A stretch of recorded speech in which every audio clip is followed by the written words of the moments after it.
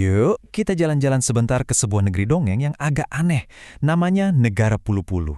Kenapa aneh? Karena di sini hukum itu bekerja dengan cara yang ajaib. Mari kita mulai petualangan kita. Jadi begini, di Pulu-Pulu, keadilan itu nggak diatur sama kitab hukum yang tebal-tebal, bukan? Mereka punya yang namanya sistem magnetisme terpimpin. Betul, Anda nggak salah dengar. Hukum di sana itu punya daya tarik, persis kayak magnet di pelajaran fisika. Kedengarannya mustahil, justru disitulah semua keajaibannya dimulai. Nah, pertama-tama kita lihat dulu gimana magnet ini bekerja kalau berhadapan sama rakyat kecil. Lewat sebuah kisah tentang seorang kakek dan sepotong kayu yang sudah lapuk. Tuduhannya apa coba? Sepele banget. Si kakek ini, karena udah nggak tahan dingin, cuma ngambil sebatang kayu yang udah nggak terpakai. Tujuannya cuma satu, biar badannya hangat. Sebuah tindakan yang murni lahir dari, keputusasaan. Terus, seberapa cepat magnet hukum ini bereaksi? Wah, ternyata secepat kilat, cuma dalam hitungan jam loh, tanpa ada proses yang ribet, nasib si kakek ini langsung ditentukan. Kecepatannya luar biasa untuk kasus sekecil ini. Dan inilah hasilnya. Daya tarik magnet yang begitu kuat itu langsung bekerja.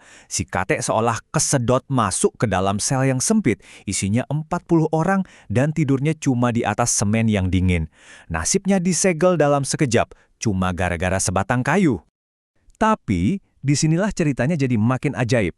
Apa yang terjadi kalau magnet super kuat ini berhadapan dengan target yang berbeda? Anehnya, medan magnetnya itu seolah-olah lenyap begitu saja, hilang. Nah, subjek kita kali ini bukan orang biasa. Dia seorang pejabat. Kejahatannya bukan lagi sebatang kayu, tapi uang rakyat yang katanya kalau dikumpulin bisa jadi sebanyak satu gunung. Skalanya jelas beda jauh kan? Dan hasilnya? Ajaib. Magnet hukum yang tadinya begitu perkasa, sekarang mendadak kayak rusak gitu. Error. Daya tariknya yang tadinya instan, tiba-tiba melemah. Seolah-olah kehilangan semua kekuatannya. Loh, kok bisa? Error ini muncul dalam bentuk serangkaian kebetulan yang luar biasa. Pertama, proses hukumnya jadi lambat banget, kayak siput. Terus, berkas-berkas pentingnya mendadak hilang. Nggak cukup sampai di situ, si pejabat tiba-tiba sakit pinggang parah. Dan akhirnya, harus dirawat di rumah sakit mewah di luar negeri. Sungguh rangkaian nasib sial yang sangat terencana ya. Oke, sekarang ayo kita bandingkan langsung. Sang kakek melawan sang pejabat. Dua sel, dua nasib.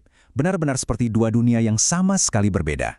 Ternyata nih, kalaupun magnet itu akhirnya berhasil juga menarik si pejabat, tempat dia ditahan itu, bukan sel biasa.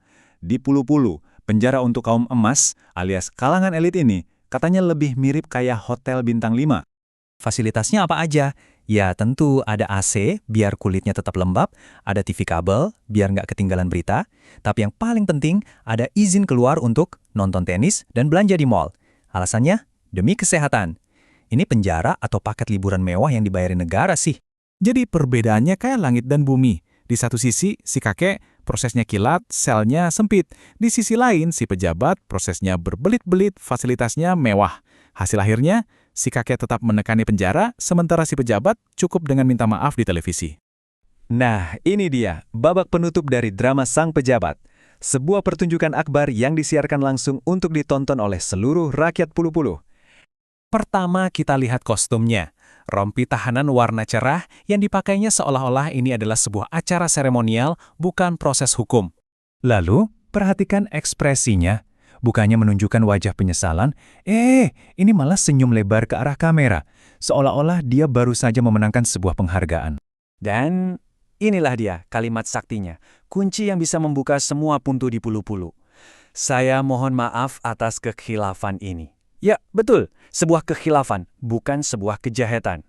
Jadi kesimpulannya begini, hukum fisika di negara Pulu-Pulu itu aturannya sederhana banget. Magnetnya sangat kuat dan tajam kalau ke bawah, tapi mendadak tumpul dan kehilangan daya kalau berhadapan dengan mereka yang ada di atas.